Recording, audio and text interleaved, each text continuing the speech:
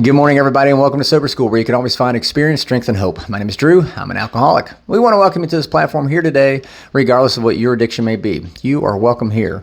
We support your pathway to recovery, and whichever pathway it is that you choose, well, we're here to help, and we definitely want to make sure that it works for you. If you're watching this through the Recovery Classroom Facebook group page, we encourage you to share your own experience, strength, and hope, and your own words of wisdom. You never know who needs to hear what it is you have to say, and it could just change someone's life, including your own. I want to touch real quick, the meetings I've been in, I've been so blessed. The meetings I've been in the last 5-6 nights, whatever, there's a fire growing. There's a fire brewing, I should say, maybe that's the right way to phrase it, within the local recovery community here. And I hope that you guys watching this, I hope you're starting to see it too. If not, you can make that happen, for sure. But just being in the meetings last several nights, it's like I'm feeling this energy, this excitement for recovery, and it's incredibly uplifting and encouraging to me. It's one of those things where I can't put my finger on it. I can't say specifically. Actually, I don't want to put my finger on it, because if I do, I'll fuck it up, right? I don't want to fuck this up, of all things.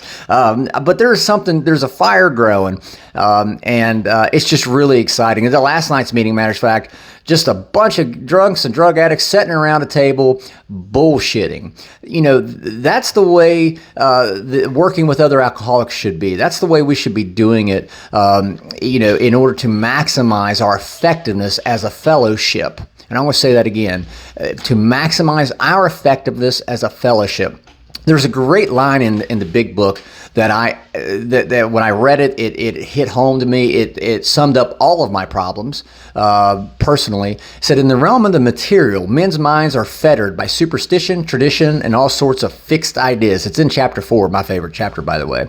And so what they're basically saying is, we are stuck in our own minds. We are stuck in our own traditions, in our own thoughts, in our own ideas. We're stuck. And because we're stuck, we never move forward. And the last several nights I've been blessed because I've been able to get around future thinking people.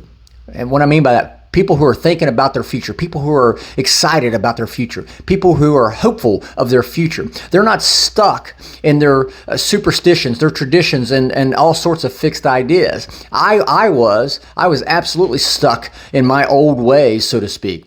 We can get stuck as a fellowship, as a recovery community. We can get stuck in a rut, so to speak, just doing the same thing over and over again. And yeah, while we're doing that same thing over and over again, expecting different results, we tell the newcomer, hey, nothing changes if nothing changes, right? So let's keep doing what we've been doing, but we wonder why people are relapsing and going out and dying. But for me personally, I know I was in that rut. Hell, that rut damn near killed me. I just kept spinning my wheels because I was stuck in my old ways, my old superstitions, my old traditions. That's the way I've always done it, so that's the way I'm going to keep on doing it. Well, guess what? That damn near killed me. And thank God I was wrong. And what I mean by that, I remember in 2021, early 2021, saying, I'll never be able to lose my weight. I'll never be able to wrestle again. I'll never be able to run again. I will never be able to get in shape again. I'll never be able to function as a normal human being ever again. I'll never become a certified personal trainer. I'll never become a nutrition coach. I'll never. Because I was stuck. My mind was stuck in this old way of thinking. And lo and behold, I was wrong. And I couldn't be more grateful I was wrong. I remember thinking, okay, I'll try to lose 30 pounds. I lost 80 fucking pounds. But that was never supposed to happen.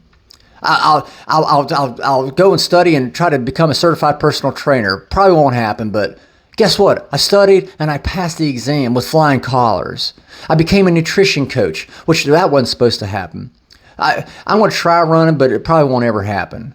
I want to try. I tried. And that was the key. And lo and behold, now, hell, I just went and ran 4.5 miles this morning, like nothing. Didn't bat an eyelash. I've done so many things. The most important thing that I've done, though, amongst all this stuff, and I'm not trying to pat myself on the back here. No, if anything, I'm trying to make a point that I was wrong. But the most important thing that I have done is I proved myself wrong, that I could. I remember saying I couldn't stop drinking. I couldn't stay stopped. that I couldn't get sober and I couldn't stay sober.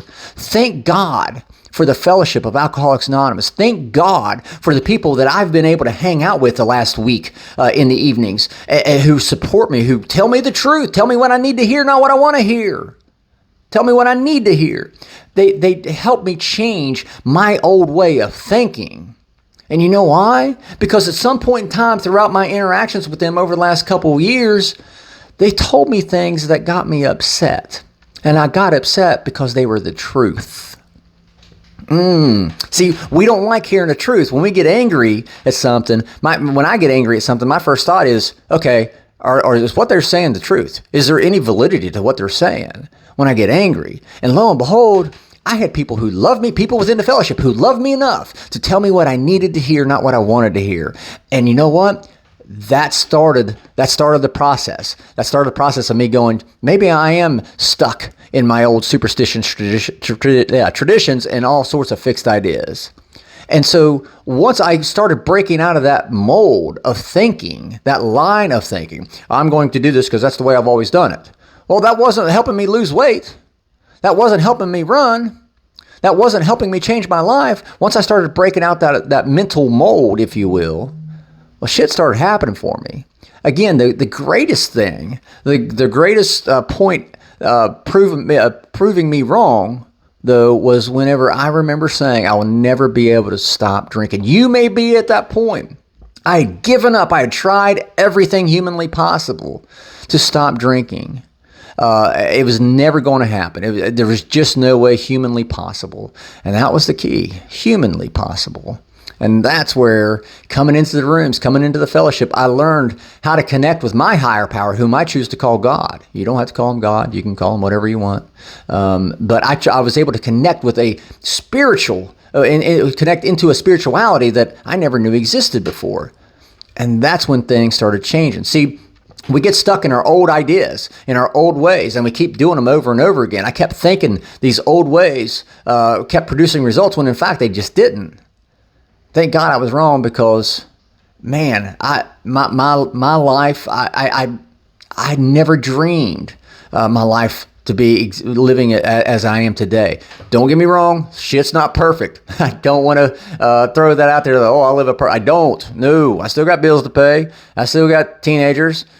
Shit, that right there alone is challenging at times. But my life is not perfect. But I tell you what, I've said this 1,000 times. My worst day sober is still 1,000,000 times better, 10 million times better than my best day drunk. And I wouldn't change it for the world. So thank God for the fellowship of AA. Thank God they helped me break that mental mold in my mind, that mental mold of me saying, well, this is the way I've always done it, or I can't do this. The book is true. In the realm of the material, men's minds are fettered by superstition, tradition, and all sorts of fixed ideas. When we break that mold, that is when we're able to start eliciting definitive change and positive change, positive growth. And it doesn't just stop with me. See, if I can take that and pass that along to the newcomer, to the person who is just coming into the room, as I shared yesterday, the next generation of AA, the next generation of the fellowship, well, hell, we're at 88 years for the fellowship. Who's to say we can't go 188 years? But we've got to break this idea in our heads that this is the way we've always done things, so this is the way we have to keep doing them. No, it's time to break that mental mold. And I want to encourage you today, if you think for a single solitary second, if you're at that point where you go, I just can't stop drinking, I can't stop drugging. I sat in a room full of guys last night that have proven me and proven themselves and have proven an awful lot of people wrong. And I couldn't be more thankful for that. I can introduce you to some of those rooms. If you're here locally to the area, I can introduce you to the people in these rooms. Come on down, holler at me. I'll be more than happy to bring you in and introduce you to these people. These people will prove to you time and again that the things we're thinking, that mental mold, it's time for that to be broken. So with that, I'll let you guys go. I hope you guys have an absolutely kick-ass day. It is hump day. It's Wednesday. We're halfway through the week. Woohoo! Again, thank you guys for letting me come in and share 5 to 10 minutes of your day with you. You keep me sober, and I couldn't be more appreciative. So thank you for that. I'll let you guys go. Remember, guys, you can't get drunk if you don't take that first drink.